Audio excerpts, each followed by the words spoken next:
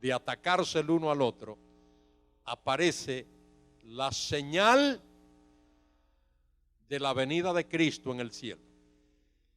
Ese relámpago que se extiende del oriente al occidente, anunciando que Él viene. Y entonces esos dos bloques, esos dos grandes ejércitos, en lugar de pelear el uno contra el otro, unen sus fuerzas para intentar impedir que Cristo venga a la tierra. Pero el Señor los destruye. Ellos se reúnen allí en todo lo que es la tierra de Israel y más allá, y más abajo, y más al norte. Y el Señor Jesucristo viene personalmente, visiblemente, con poder y gran gloria, como lo dice Zacarías capítulo 14. Las naciones rodearán a Jerusalén para destruirla, pero los pies del Señor se afirman sobre el monte de los olivos y Él acaba con esos ejércitos, los extermina, tal como lo dice Apocalipsis capítulo 19, del 11 al 16. Entre paréntesis, esos anuncios prolépticos de los que hablé, Apocalipsis 1, 7, Apocalipsis 2, 5, Apocalipsis 3 y Apocalipsis 11, 15, ahora se convierten en una realidad.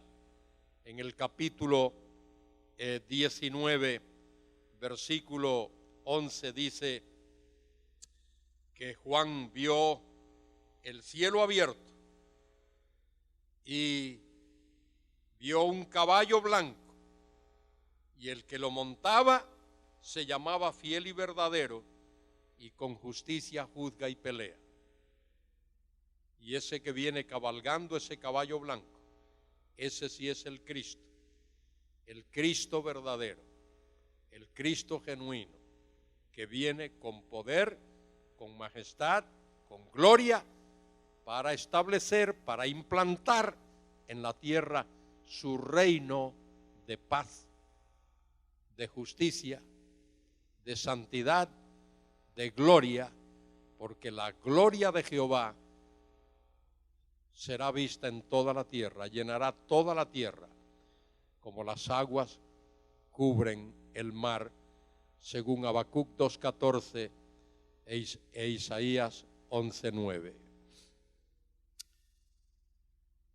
Hay mucho más que podía decirse de esto, pero quiero llevaros rápidamente, antes de terminar, al capítulo 24 del Evangelio según San Mateo.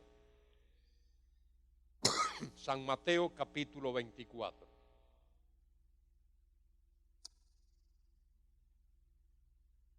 Este es el sermón profético del Monte de los Olivos pronunciado por el Señor Jesucristo.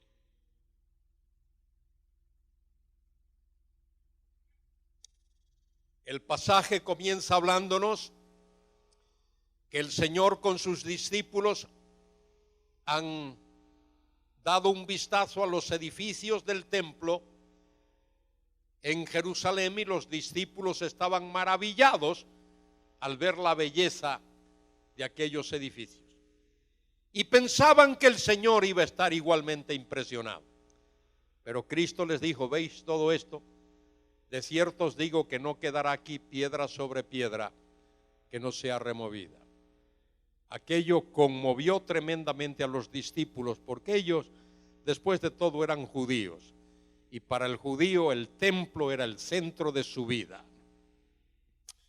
Y ahora parten de allí de Jerusalén y van al Monte de los Olivos. Y en uno de los evangelios dice que 4 discípulos abordan al Señor y le preguntan,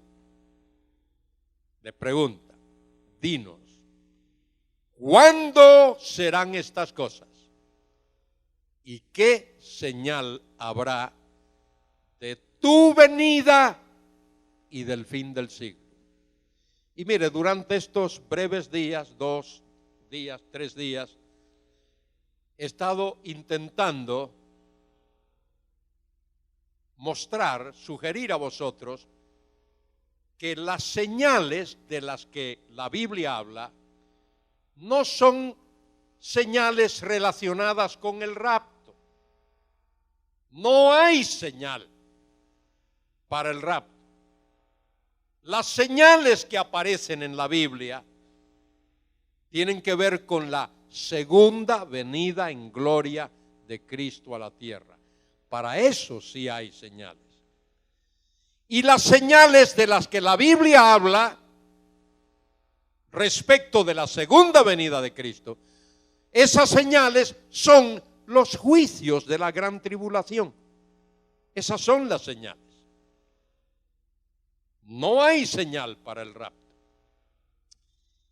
Y cuando los discípulos preguntan eso al Señor, Él les contesta en el versículo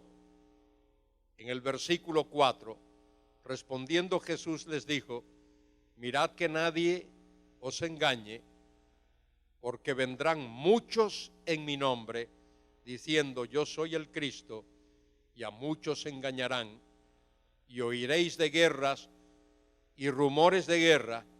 Mirad que no os turbéis, porque es necesario que todo esto acontezca, pero aún no es el fin, porque se levantará nación contra nación y reino contra reino, y habrá pestes y hambres y terremotos en diferentes lugares.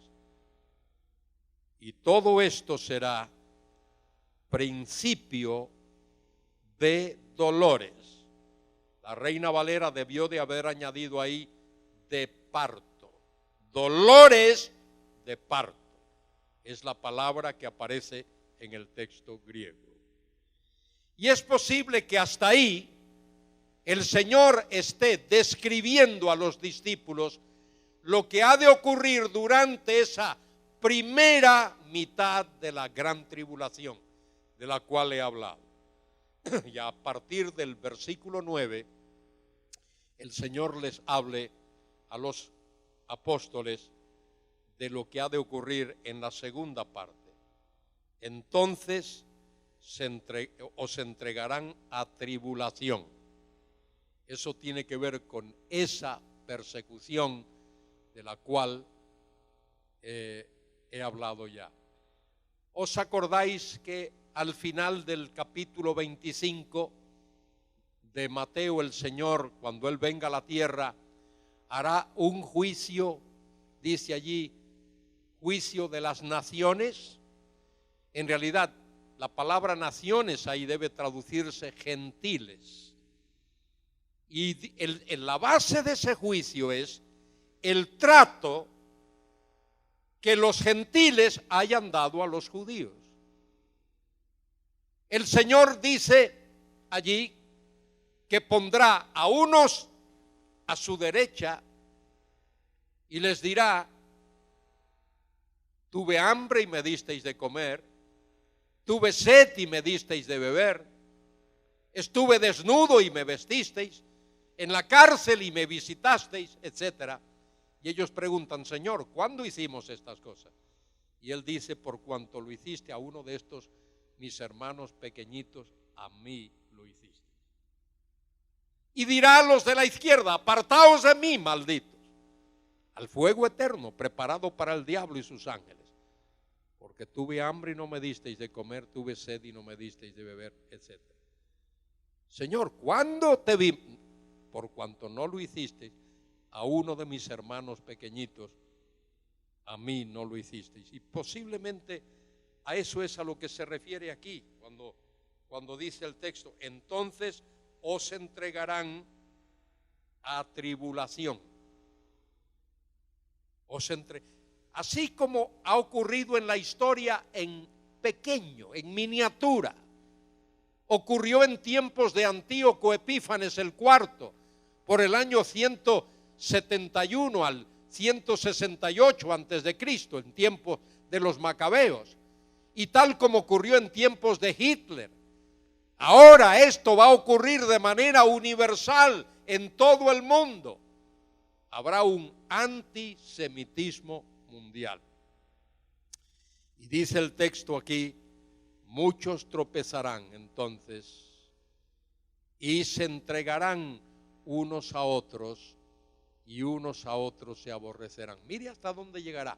Judíos se entregarán unos a otros, queriendo salvar sus vidas, se traicionarán unos a otros. Y muchos falsos profetas se levantarán y engañarán a muchos. Y por haberse multiplicado la maldad de muchos, la maldad, el amor de muchos se enfriará. Y ahora dice este versículo que le da dolor de cabeza a algunos: mas el que perseverare hasta el fin, este será salvo. El que perseverare hasta el fin, este será salvo. Bueno, mire, si has leído la Biblia, nada más si has leído la Biblia, si tienes el mínimo sentido teológico, debes saber que uno no es salvo perseverando. ¿Cómo es salvo uno? ¿Cómo es salvo uno? Creyendo en Cristo. El que cree en mí tiene vida eterna. Porque de tal manera amó Dios al mundo que dio a su Hijo único para que todo aquel que en Él cree no se pierda, mas tenga vida eterna. De manera que ahí el perseverar y el ser salvo tiene que significar otra cosa. Ser salvo, la palabra salvo, no siempre significa para ir al cielo. En Mateo 14, Pedro le dice: Señor, haz que yo camine también sobre las aguas. Y Pedro comenzó a caminar y poco después comenzó a hundirse. ¿Y qué dijo Pedro? Sálvame, Señor, para ir al cielo. ¿Qué fue lo que dijo? No, líbrame de ahogarme. Eso es lo que Pedro está diciendo. Cuando Pedro dice, Señor, sálvame, el sálvame ahí significa líbrame de ahogarme. Cuando dice ahí en Mateo 24:13, el que perseverare hasta el fin será salvo, significa que el que quede vivo en la tierra después de todos esos juicios, ese que ha recibido al Mesías y ha quedado vivo, ese va a tener el privilegio de entrar en el reino del Mesías. El que perseverare hasta el fin, el que viviere hasta el fin, tendrá el privilegio de entrar vivo en el reino del Mesías. Eso es lo que significa ese versículo. No tiene que ver con que uno es salvo perseverando, como algunos por ahí dicen. Y ya lo he mencionado también, dice el versículo 14, será predicado este evangelio del reino en todo el mundo para testimonio a todas las naciones, y entonces vendrá el fin. ¿Quién llevará ese testimonio a todas las naciones? Los 144,000 israelitas que el Señor salvará. Y finalmente ahí el Señor dice, por tanto, cuando veáis en el lugar santo la abominación desoladora de la que habló el profeta Daniel, el que lee entienda. La abominación desoladora de la que habló el profeta Daniel es la presencia misma del anticristo allí en la ciudad de Jerusalén. Cuando él se ha de proclamar Dios y ha de exigir que todos lo adoren, que todos lo adoren. Y luego el Señor habla de